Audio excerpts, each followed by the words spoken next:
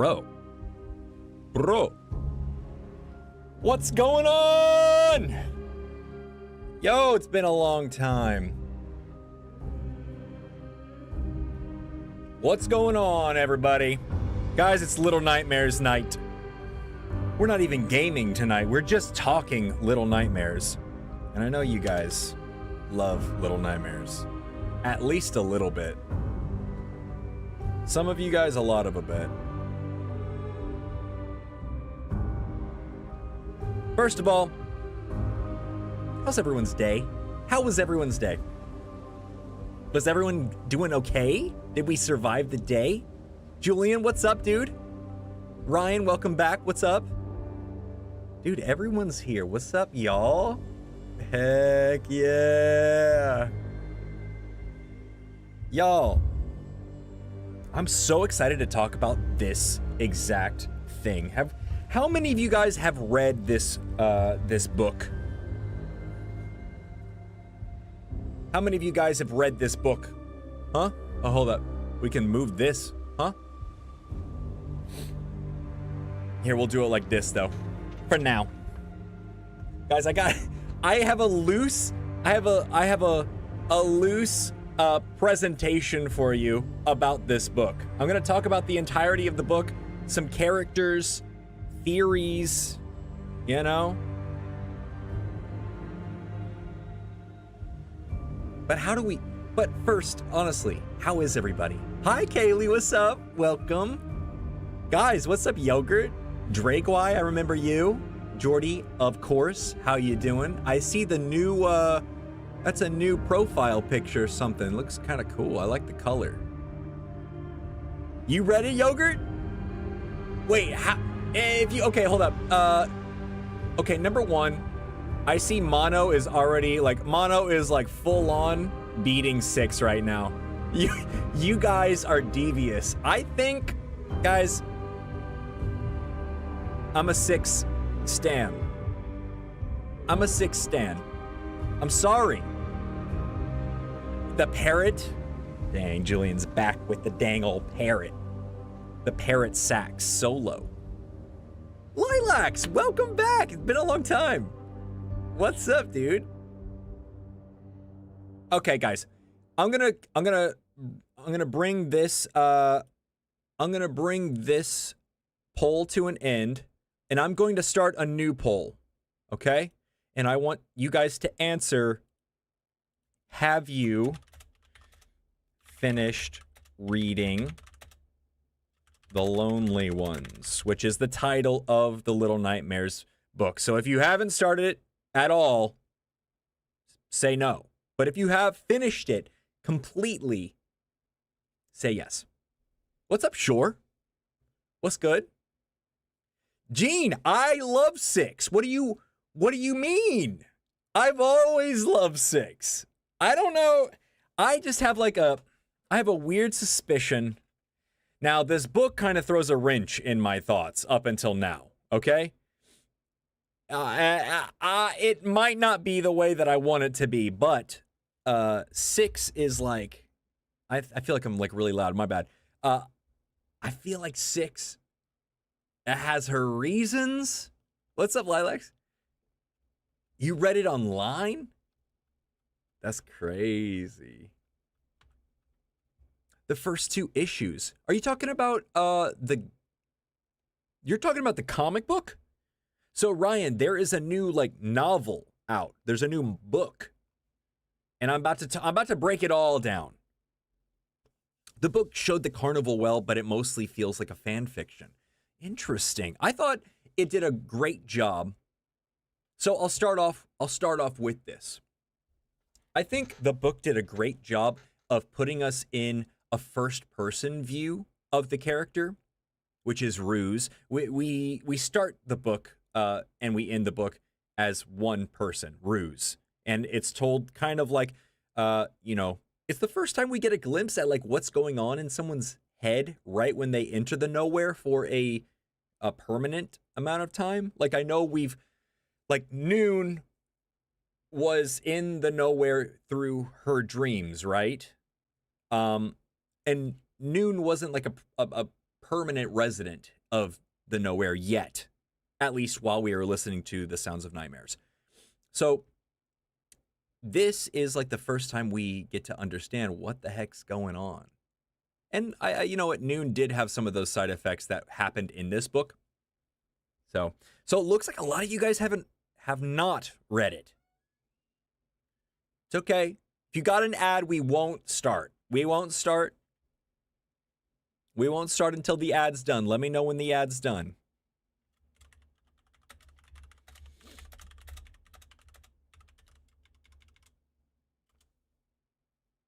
Let me know.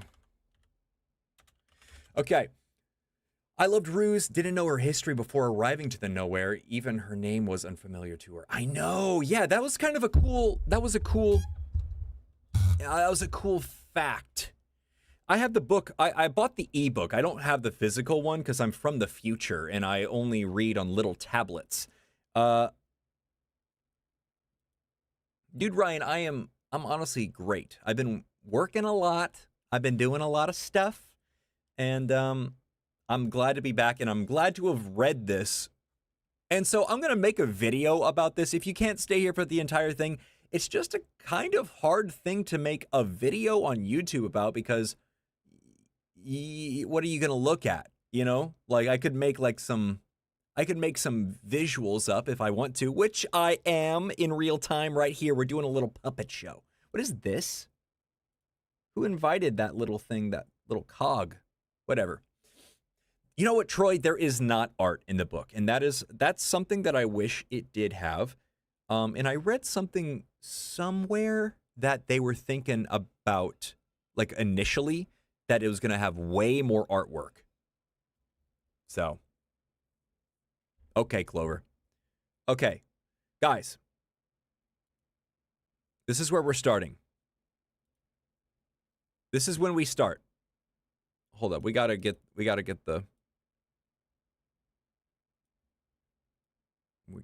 this all situated. You guys are over here. I'm over here. And we're doing our thing. Okay, my friends. I'm going to start telling this story. I'm going to start summarizing this story. Okay? So, you guys. Right now, we start the book. Oh, you know what I should do? Display capture? No. This. Yeah. There we go. Okay, guys. So let me pull up this bad boy. Let me get in control.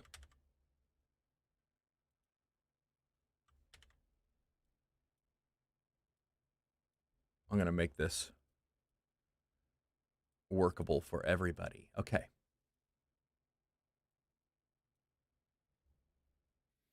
So, we start the book. Chapter 1, we start the book where our main character, she wakes up in this dark cylinder room.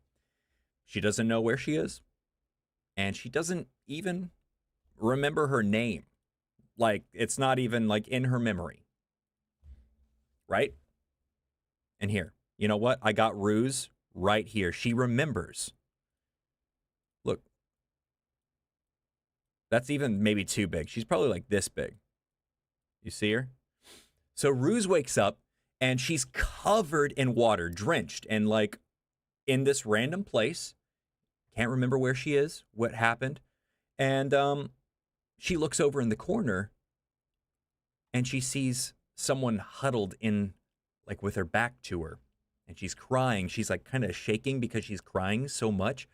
And she's very frail, pale, and has bangs. She has like, she is terrified right now. And that is Mim. Mim's she's a little scared right now. Ruse, she tastes the, she has the taste of chlorine in her mouth, and that's all we know. So that's kind of an interesting detail about that. And then we look over to the right of Mim, and we see a little boy, and he has a kerchief around his face, and his eyes are very distinct, it says. So, oh, perfect, Cozy, thanks. So Feast, he wears a kerchief, and whenever Ruse gets closer to them, she can smell him. He has like he's dirty, and he has like a very particular stench to him. And Ruse at first, she is not sure about any of this. Like, she's not like in the details on Amazon. The summary of the book is Ruse remembers water, darkness, and then nothing.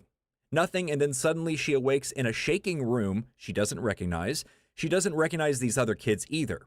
One, a small girl with a frayed rope dangling around her neck, which is Mim. And then the other, a starved-looking boy wearing a tattered mask over his mouth and nose. Wherever they are, it's not safe. It's not safe. Flashing colors and bizarre sounds filter through the cracks in the wood, giving way to a nightmarish carnival. Ruse knows what she needs to get out. She knows that she needs to get out of here, but are her new companions friends or enemies? So she is like super not, she's very wary of everybody so far. And so yeah, like it mentioned, there's lights kind of flickering throughout these like the floorboards and from the ceiling, and it's getting hotter. There's like a sound of an engine going, and they notice a door in the side of the room, and it's the only option out or anywhere. So it's too big, as you know, as the people in Little Nightmares, they are smaller, and they need help. They need to help each other. So the little guys, they decide that now is a time to actually collaborate. And Ruse kind of gives way, only because she has to. So they help each other up, and they open this door, and on the other side of the door is, I gotta change the picture, is a carousel. It's like a full-on, it's a full-on carousel, and it's probably not as grand as this one, but it's full of the herd, which is the name of, so there's the, there's the visitors, there's the watchers, and basically these are that version in this game. So in Little Nightmares 3, there's going to be like the herd, which is all the goers.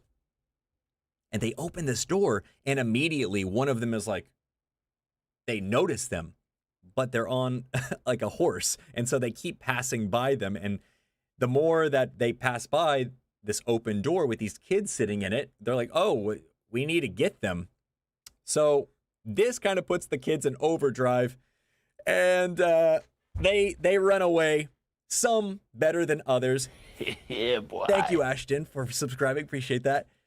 Feast, specifically, he seems to be, like, really locked in. Like, he can do physical abilities really easily. He also uses his mind to get out of situations fairly easily as well.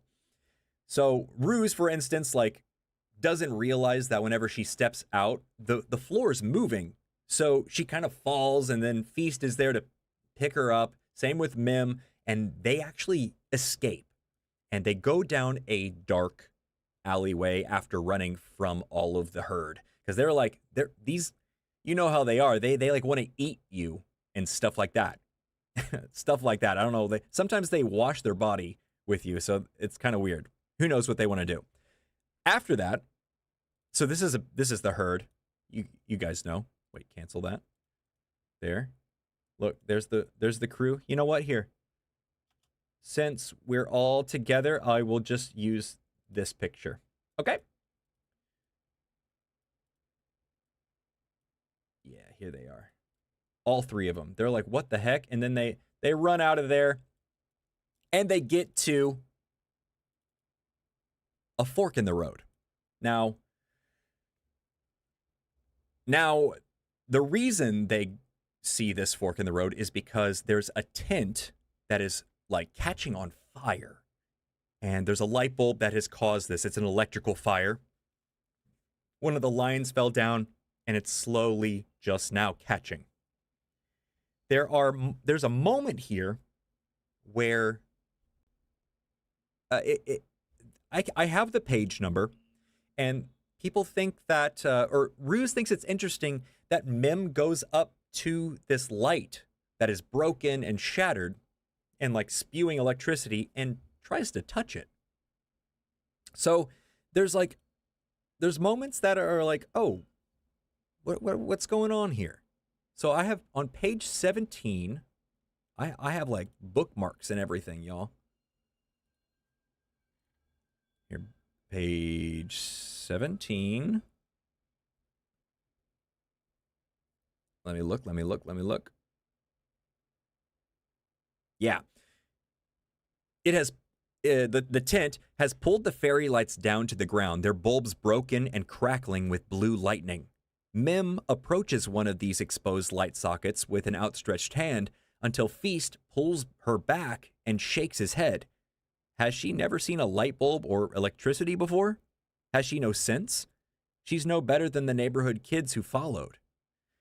So Ruse shoves those thoughts away right after that. This book is full of little side notes that are kind of interesting because this is kind of, it's insinuating that all these kids are in the nowhere, but maybe time doesn't matter elsewhere. So I think it's insinuating that Mim might be from a time before electricity, or just maybe not even know what it is, you know? I think that's an interesting idea because time in the nowhere also seems to be kind of fluid. You'll see clocks that are just all different times and they're going around like crazy, you know? So they see this circus tent that's catching fire, and the only other option, because it's blocking their way, is a hedge maze. It's very dark and very scary, and not only that, it's either they turn around and face the herd that's still following them, go through the fire, which really isn't an option, or go through this hedge maze, which at first you think it's made of leaves, but they pick up the leaves and they're brown paper. They're like really dry, flammable paper. Okay, Ryan, nice to see you. It's like really dry, flammable paper. So it's a way out, but not really. So yeah, Julian, that's basically it. The nowhere is pulling kids from different times. That's what it's insinuating. And after that, while they're in the hedge maze, this is kind of a crazy situation.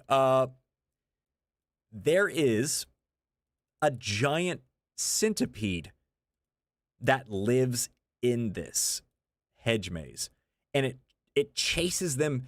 It like lives inside the hedge maze, like actual hedges, and it like that's how it travels. And everyone can hear like the centipede going through, and they try and make their way through everything. And I think they're in there for a long time because the fire starts to catch while they're in the hedge maze. So thankfully, Feast has good eyes. Yeah, Drago, there's a centipede. There's a giant centipede. There's a giant centipede that lives in the hedge maze. Hi, Annie. And thankfully, Feast has good eyes because he spots some hedge clippers, like those giant scissors, like the hedge clippers for bushes like this. And this is a moment where I think Ruse and certainly Feast they realize that if they work together, they can actually conquer some sort of foe, you know?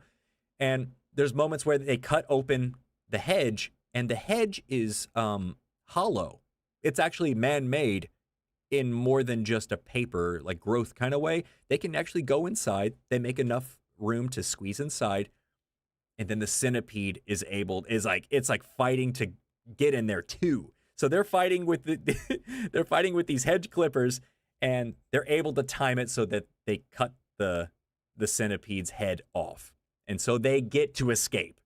And that was kind of like having a monster that is a bug was kind of, I didn't expect it for a Little Nightmares story. It was a welcome surprise, actually. So after they escape, they find a little hatch, and they all squeeze in there, and it's completely dark. Completely dark. So they're out of the hedge maze, right? It's dark, everyone's scared, but Feast, the little boy who's stinky, he takes the lead because he grabs their hand. He's like, I can see in the dark. So this kid has like this like other kind of power that we haven't seen yet. You know how like Mono has certain abilities. Six obviously has abilities. But I think this is a nod toward kids just having proficiencies in other ways too, because Feast hasn't been turned into anything, at least not yet. He's just a kid that just got here, and he can see particularly well in the dark. And so he's like looking through this place, and afterwards we end up in a black box theater. And now this is where we meet our first, or the main antagonist, our monster, you know? Let me change the background. Well, this is how we'll show it. There's the black box right here. Boom. It's a theater, you know. Oh, we got to get the centipede out of here. But our main antagonist is actually called the Performer. The Performer is a mime, and he doesn't talk. He doesn't make any sounds. But whenever they go in, the herd is loading into their seats, and they're eating like nasty popcorn. They're just like chowing down and everything. And they look, by the way, the herd just looks like melting potatoes. Like they're just awful looking. You've seen them before. Same people that are in the trailers. So the Performer is putting on his show, and the kids are kind of peeking around the corner and watching from backstage and what have you. And they start to zone in on the Performer. And the Performer's power locks in whenever you don't start to look away. So it's almost like a magnetic ability. They even start to laugh, like Ruse, whenever he does something funny, like he does a lot of silent, like Charlie Chaplin mime clown humor, but completely silent. And Mem does start to laugh, but Ruse starts to laugh. She can't hear her laugh. She can't even hear her own voice whenever the show's going on. And she can't seem to look away either. And Feast snaps Ruse out of it and is like, we gotta go. We gotta leave right now. And so they try and leave through the rafters. And Ruse gets up there, and there's someone operating a spotlight for this show. And at first, she's like, is that a kid? Is that a kid operating that spotlight? No, of course it's not. Well, hold on. Here's my Performer. Here's the Performer. You know? And the kids are still sneaking around. You know? They're like, dang, what is going on, dude? This place is This place is hopping. There's like so many people here. And then we see this kid operating a spotlight, but it turns out not to be a kid. It's a puppet. The puppet is under his control and notices Ruse and points the spotlight at her eventually. But not before Mim actually gets hypnotized enough to join the show.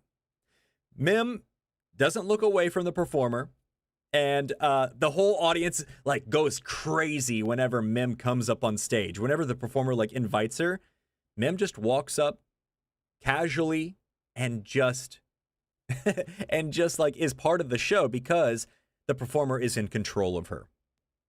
And she does like whatever the performer does, mimics the exact movements, everything like that. And at one point, like acts like he's gonna stab her, doesn't, and it's like kind of fun. It's like he acts like he's gonna stab her, doesn't, and then everyone laughs, including Ruse, because it's just part of the spell, right? So the puppet realizes that Ruse is up there, points the spotlight, and in a moment of she has to get away, she grabs a cable up at the top and swings all the way down, and it turns out all the lights. Basically, everyone gets up. Everyone's like, or over the announcement, the performer's voice is like, sorry, we have to cancel the show. You'll have to leave. So the herd is like really sad, really mad, and just like leaving. But everyone leaves, including Mim and the performer. So we don't know where we've lost Mim. Like our friend, and at this point, Ruse is like, do we want to keep her around? Like she did just like get completely kidnapped on her own accord. Is it our responsibility to get her back? And so they do find that to be their responsibility, and they go looking for her. Something to note, in the theater, there were markings of a doorway on the backdrop of the theater. And this is how the performer travels from one place to another. If there's a little drawing of a particular door in black and white chalk, he can come through that and leave through that as he wishes. So he can kind of teleport in a way. He can go all around the carnival. It's not very comfy. After that, we while we're looking for them, we go through a we see, I think I'm trying to recall what exactly happens, but we eventually go to a game zone. Yeah, it's kind of like the Mirror Man, Jordy. If you've read the Little Nightmares comics, it's similar to the Mirror Man, but I don't know. I don't know if that is true yet. No one's died yet, Crocklabe. No one's died yet. Hold on. Hold on. So we move on. We leave the Black Box Theater and we go to the carnival, like games area. Oh my gosh, it's such a large. So it's like this area that, dang, it's a huge picture. Sorry. You know, the puppets are around, but not in this instance. Actually, they go in there looking for Mim. So here's our little guys. Not Low and Alone. And this game area is like full of, you know, ball tosses, challenges, you know, like all the normal stuff that you'd see at a carnival game area. But right in the middle is a giant ball pit. So, but these balls that are usually plastic, you've probably seen it. Yeah, Yogurt, I think so too. I think the performer and the Mirror Man are two totally different people. I really do think that. Some people were like really freaked out by it and like they're repurposing things, but I don't think that's the case. I think this is completely different. There's a ball pit in the middle of this games area, and the ball pit is actually wooden balls, not plastic. And At one point, we see Mim in the ball pit, and Ruse, kind of against her own good thinking, decides to go in after her. And this is a deep ball pit, apparently. She's swimming for like a good long time. And she's swimming down and down, and she hears Mim. She's like, "Oh, I found her. I found her." Drago, don't worry about it. Don't worry about it. So no one's died yet. No one's died yet. And they're swimming down. Ruse is swimming down and finally gets to Mim. But at the same time, she starts to hear this giant monster swimming around in this ball pit. It's like the way that they describe it is pretty cool. It's like because they're all wooden balls and they're all clinking against each other. And so it's like a lot of wooden balls tapping against each other, and it gets really close. Whatever this giant monster is that's swimming in the ball pit, it gets super close.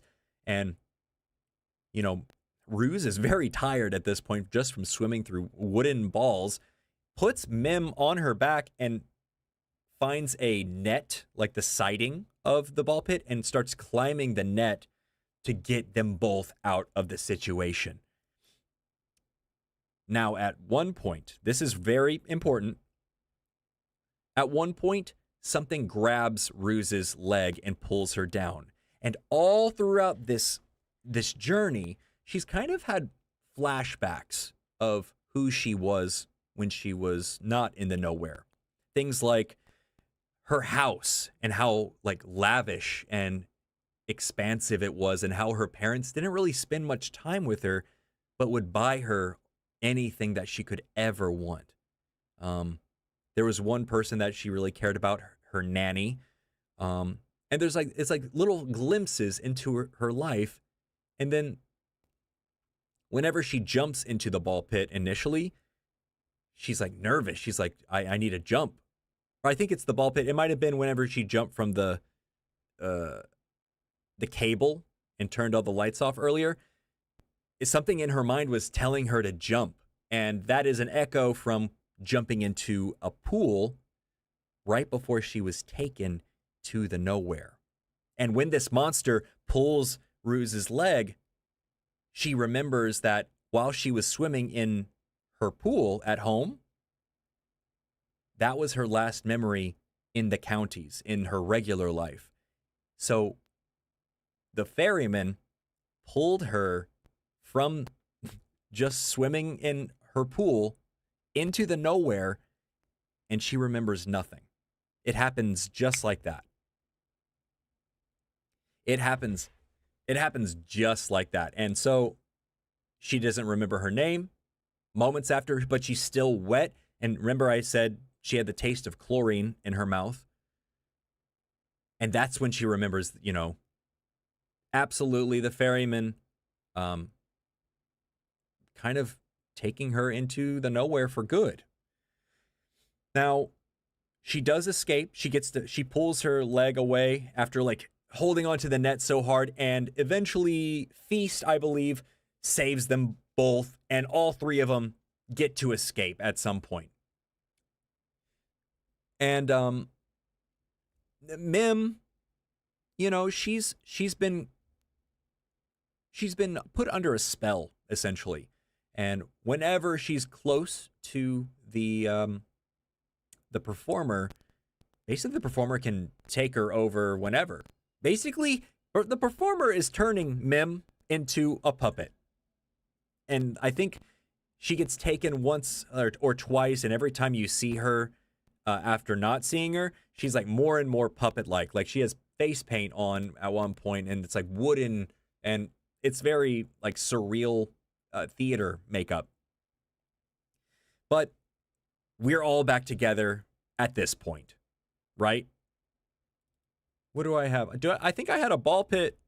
I do. Look, it was like that. They were like swimming in a huge one of those. So they move on. And I know I got a They keep running and then they reach a loading dock of some sort. What's the location? The location's a loading dock, but I thought I had something for that, but I don't, but that's okay. Oh, wait, no. They actually go to the roller coaster. They hit up the roller coaster. Oop, discard. Not discard, save. They go to the roller coaster and the thing is full, except for the very back. I think this is actually while they're chasing Mim. So we're kind of backtracking, but it's not super important. They get on the roller coaster to take a look at where to go.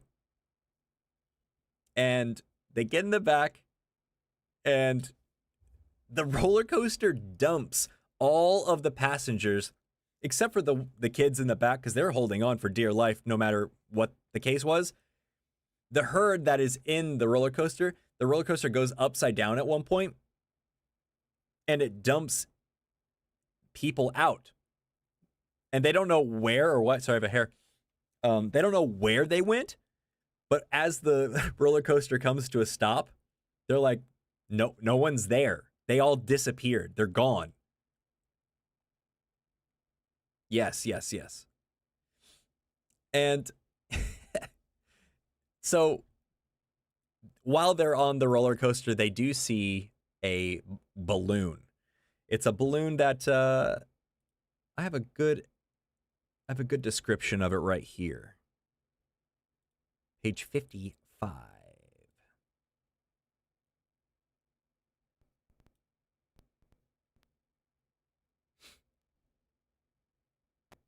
Mm-hmm.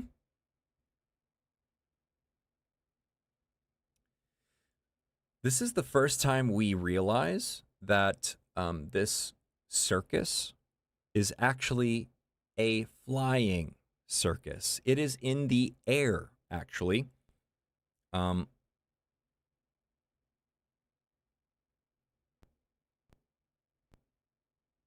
Where does it say this, though?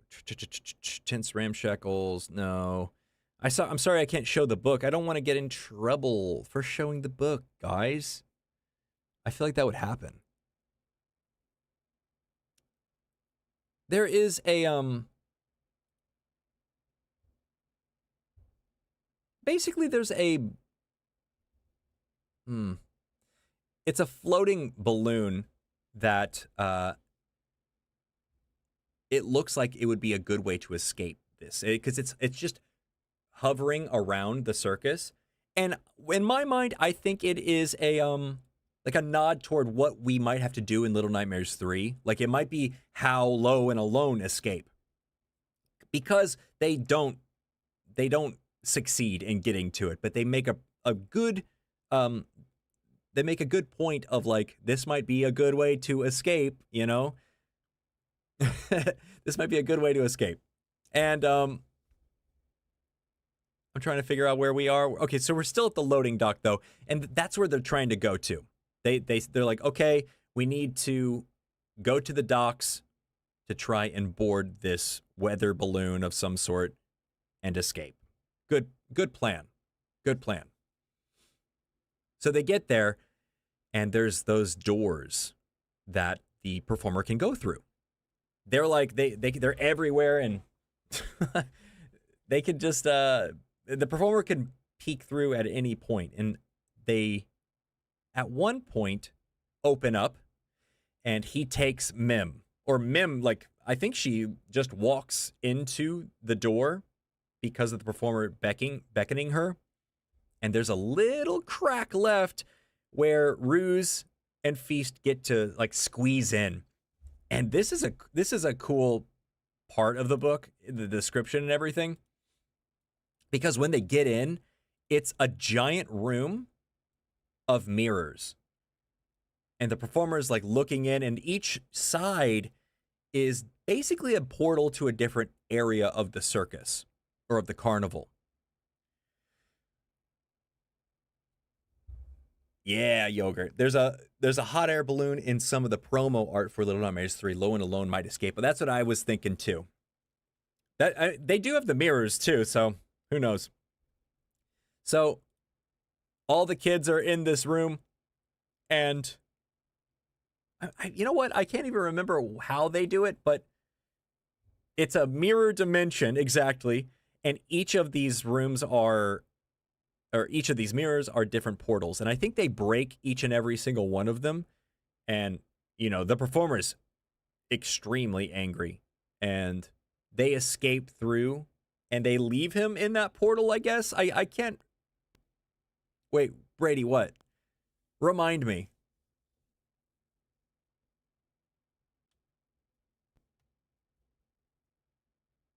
What's no?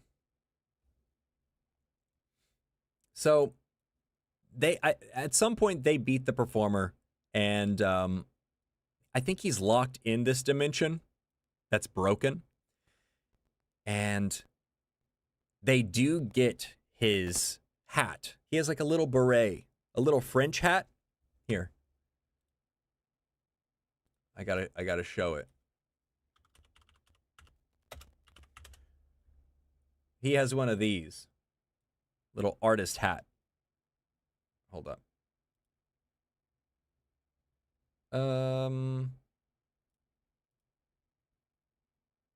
Display capture. One of these. And they capture it. And then he gets sucked back into the portal dimension, the mirror dimension. And that is really it for the performer. So the performer gets taken care of with, they were able to work together and finally, get away and have a chance to. But the balloon is gone already, and they don't get a chance to leave that way. But this is a crazy way to end it. They each take a part of the hat. They hold on to the hat, and the wind takes them away. It fills this hat like a balloon, and they all drift down to the land because of this hat, because of the beret. And and that is the end of the book. But right at the end, I think this is maybe one of the most important things from this.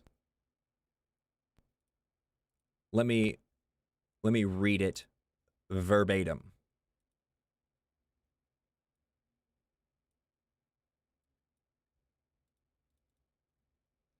All right, there's only 10 chapters in this, so it's not that crazy. So it says, Feast's gaze is downcast, searching for whatever might lie below. Meanwhile, Mim's eyes are glassily fixed on the ship above, as if she has left behind something important up there.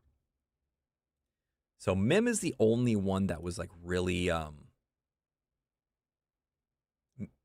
captured truly. And she's kind of possessed in a certain way for a while.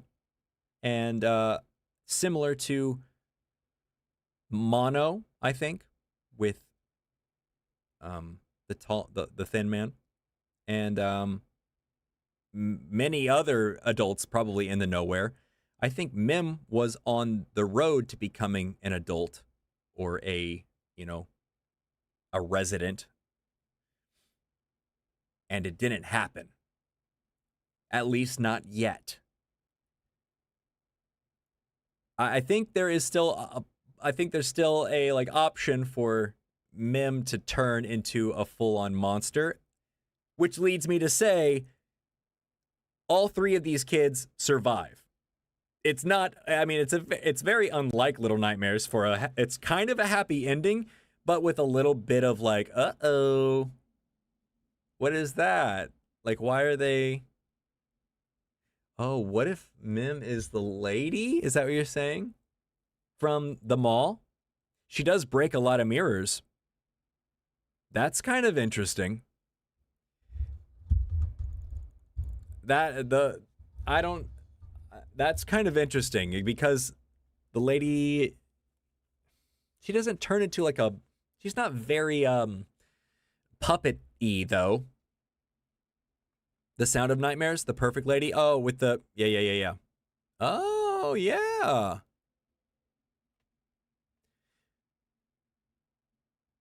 Yeah. Marto, I was gonna go through. I have so now that we kind of talked about a summary of what the book is and what happens in it, and the characters, because there's not that many characters, but it is very much so like a dream or a nightmare, I guess, where they go to a lot of locations, and these locations kind of blend to, like the way that he writes it, the locations kind of blend together in good ways, but similar to how dreams are. I'm sure like they happen in my dreams at least, where like locations kind of blend together and you just kind of float through all this, and it captured that very well.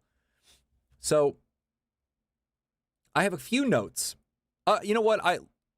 We can talk about the characters in general, at least the main four. So there's Ruse, obviously, and she's let's just go over this to make sense of all the lore and the secrets that might come later, okay? Ruse, the main character who we are the entire time, she's the protagonist. She's distrustful and doesn't want to rely on others. And she's like slowly recalling her life from when she lived in the counties. She was wealthy, but very neglected. She's still wet when she arrives, freshly pulled into the nowhere, and she carries a broken pocket watch. I failed to say that. There's a pocket watch in her pocket the entire time. And we never really get, I would be interested in seeing some insight from other people about that, because there's not really a moment when it makes sense. But, 6 might have that, the music box. And maybe even the lighter. I can't remember. But maybe there's like certain things that are representative whenever you cross into the nowhere, that they're special to you, or maybe they mean something. Maybe it's like a key to getting out of the nowhere. Who knows? I'm curious. Mim. Hold on, let me see if anyone. Ruse symbolically means bad luck. You know what? She did not have great luck in this in this book. Mim she's fragile. She has that rope around her neck, and it's like rubbing. It's like, I think it's like, it mentions that it's leaving a scar around her neck. And also, she loses it at one point, and then we return it, and she's like super grateful to have it back. She wants it all around. It means something to her. So maybe that's her item. The performer begins turning her into a puppet, and she has that glance back at the very end. So like the nowhere, I feel like the nowhere has like hooks in her at this point. Possibly destined to become a resident. Now Feast, I love Feast. Actually, Feast was probably one of my favorite characters in the entire thing. He's like that gaunt. He's gaunt, practical. He has a mask over his mouth. I don't know if it's because he's stinky or because of other reasons, but it's probably a good thing for him to have the mask around his mouth. And he really does like represent cooperation and problem solving, because he's such a quick thinker throughout the entire book. He pulls levers whenever it's needed. He like looks for solutions, basically, and he's like the main person to do that too. And then the performer, he's like, I think you get a good notion of him. He is someone who rewrites. I don't know if he rewrites reality, but he definitely makes portals through drawings and stuff. And he controls children as puppets. He uses the paintings as portals, obviously, and then he uses his performance as control. So that is those are the characters, and I do want to talk about this lore before we go, because this is my favorite part. There are a few things that link to the larger story of Little Nightmares, I think. And it all kind of happens very briefly, and it's peppered all throughout. So, let's see. Where should I start? I think the kids being from different eras is a particularly interesting one. I know I touched upon that already, but it kind of brings the Nowhere into a collective of just kids who have not lived good lives. And somehow the Nowhere can bridge that. And I don't know if it fixes that problem necessarily, because you're trading one evil for another. But I think that thought is really cool. I have 2 excerpts. Where am I? Let's see. Page 17 and page 5. Let's see what page 5 has.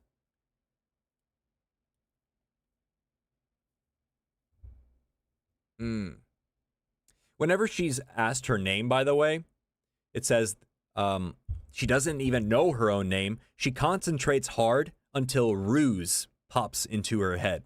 And that's where that name comes from.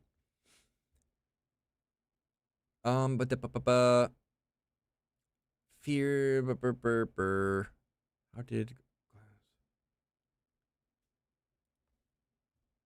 era clothes? Yeah, but she notices like the clothes that people are wearing are not of the same era. They just don't understand certain things, or like kind of like little notions that people are making. Yeah, Croclave, I'm gonna make a video about this too. There is a moment when they see Lowe's mask, or they mention it. It's so quick too. It's on page 36.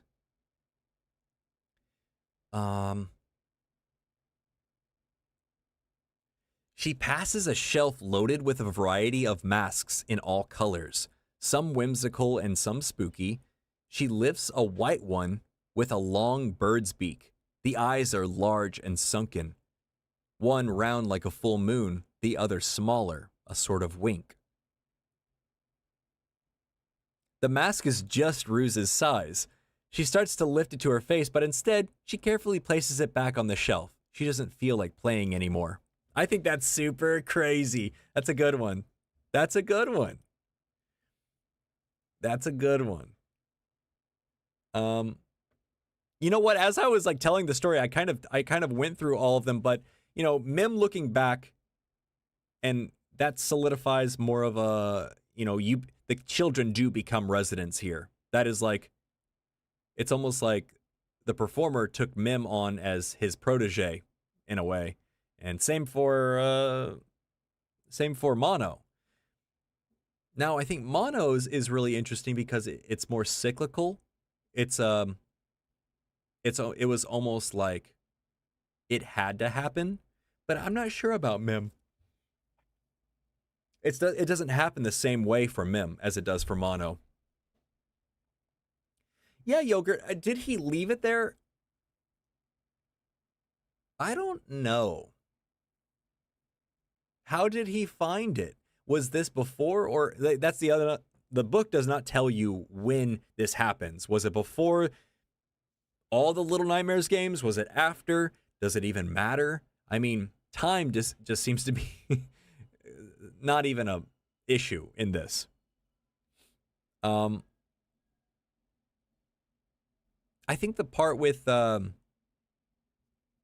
roller coaster and dumping all the visitors out throughout the, like in the middle of the ride, I think that's something to look at, because they are probably doing something similar as the mall is doing, and they're just like eating these people, or like those people are going to the candy factory, because if you haven't seen the trailer for the candy factory one, it's like there's like they're making candy from teeth basically. So So there's that. Overall, I think the book was a lot of fun, and it's really short. If you haven't read it, just I would read it because it's easy and it's full of lore. It's a good little taste of what we're probably going to be getting soon. But on top of that, we're also going to be getting the Little Nightmares comics on October 8th. I think the first one of 4 or 5 or 6. I can't remember. I have mine pre-ordered. You have to call your comic shop to do that, but Descent to Nowhere is coming very fast in about a month exactly. Check them out. Check them out. Here. These guys have got to go.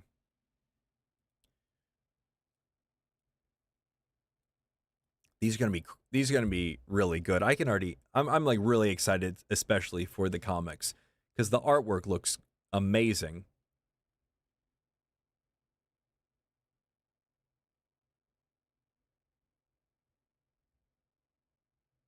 That one's just red.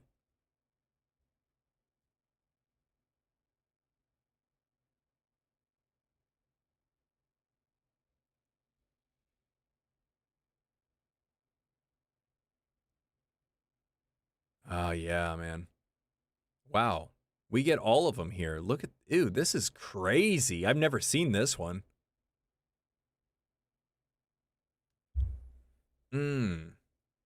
How many chapters? So, what do we have? We have the carnival. We have the candy factory. We have the necropolis. Are those the only confirmed ones? I'm like trying to think. I do have a Discord server. Yes, I do. It is you can find the link right on my YouTube page where the links are. It should be front and center actually, or it might be on like a link tree kind of thing. But yeah, I do, and it lets you know whenever I post, when I go live. We have a little community there. If you want me to play a certain game, you can request it there too. But Yogurt, that's such a good question, because ooh, dang, these are scary. I think that they'll have at least 2 locations that we have not seen. Like, obviously, there's going to be a chapter similar to how the Signal Tower was, where we didn't see that, I mean, at all. Yeah, I would say 5 chapters would be in the range, 5 or 6, you know?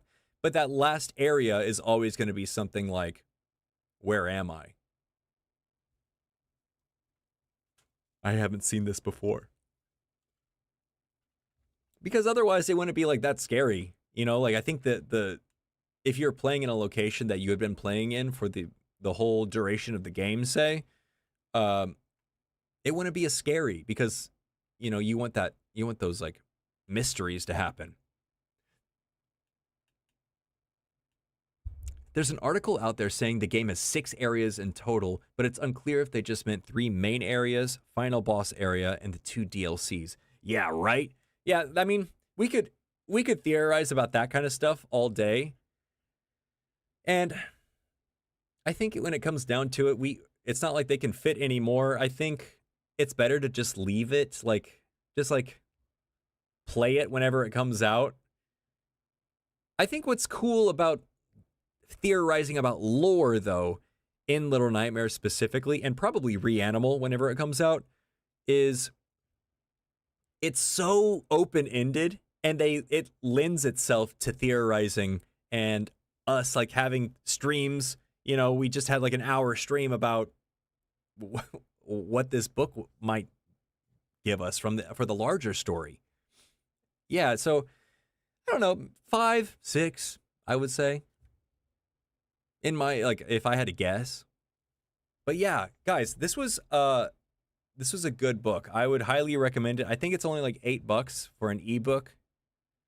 And I got it on Kindle. You can read it on your, you can read it on your iPad or whatever. And then they also have the real books if you if you want to read a real book. But yeah, guys, I think that's really it for the book section. So yeah. Yeah. I might actually play this little guy right here, this one again. We need a little outro music. I hope everyone had a good time. I know this is kind of a wordy stream. But you never saw the book? Here, I can't show the book here, but I can show you the picture of the book. That's the cover. Right here.